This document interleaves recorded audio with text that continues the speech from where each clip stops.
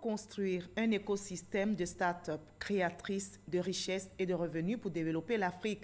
La question est au cœur de la 3e édition du Forum économique des start-up, des incubateurs et des investisseurs d'Afrique qui se tient donc à Abidjan. Environ 250 start-up d'Afrique y participent. L'objectif est clair, mettre en lumière des projets innovants en vue d'accompagner les concepteurs et leur faciliter l'accès au financement. Nadia Ega, Jean-Luc Bangbo pour le reportage. Proposer des solutions pour une Afrique qui gagne. Voici qui a conduit ces startups à prendre part à la 3e édition de l'African Startup Forum. Nous avons mis en place notre pâte d'argile qu'on appelle Emboto, qui est 100% naturel, sans conservateur, sans stabilisateur, mais aussi et surtout C'est un système de sécurité qu'on peut appliquer aux grands montagnes, aux grands massifs. De sorte que si il y a une explosion, automatiquement le système puisse réagir. Si quelqu'un touche automatiquement, la bombe provient de l'intérieur de la bombe. Donc c'est un système de déchargement. Et lorsqu'il relâche le système, et si nous avons une ampoule écologique, donc l'objectif ici est de lutter contre la pollution des déchets plastiques en Côte d'Ivoire. Et là, c'est du 100% récupération. Comme vous pouvez le constater, ce sont des ampoules grillées économiques qui ont été rejetées dans la nature que nous avons récupérées. Ce sont des bidons non plastiques rejetés par les cybertrafics que nous avons récupérés. Nous avons fabriqué des ampoules à LED. Économiques parce que ça consomme moins même que les ampoules économiques standards.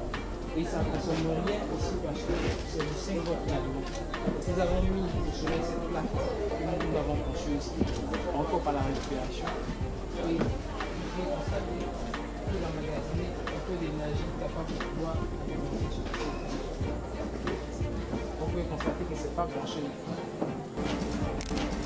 On a réfléchi comme ça. Comment réutiliser ces plastiques-là, ces bidons plastiques qu'on jette, ces ampoules économiques grillées qu'on met dans la nature, on les récupère et on compose une ampoule que les clients peuvent réutiliser à très basse consommation.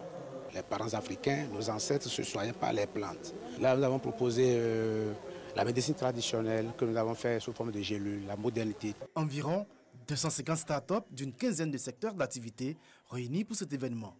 Des expositions ventes, des partages d'expériences, des panels thématiques et un concours d'innovation récompensant 20 lauréats animeront ces 5 jours de forum. L'une des clés du développement de l'Afrique et de la réussite de l'Afrique, c'est par les startups. Et nous pensons que nous devons en tout cas nous battre pour que l'écosystème des startups en Afrique puisse être encore plus fort, puisse être encore plus développé pour permettre justement de régler ces questions qui minent nos économies. Rappelant les défis liés aux startups, le ministre de la Promotion de la Jeunesse, de l'Emploi des Jeunes et du Service civique a appelé à soutenir et promouvoir l'entrepreneuriat des jeunes. Face au dévouement et à la volonté de notre jeunesse, nous devons faire preuve de plus d'audace et considérer plutôt ces obstacles comme des opportunités afin d'offrir des solutions efficaces pour la promotion de l'innovation et de la technologie. L'entrepreneuriat des jeunes en Afrique et le développement des start-up contribuent à n'en point douter à la création d'emplois et à la croissance du continent.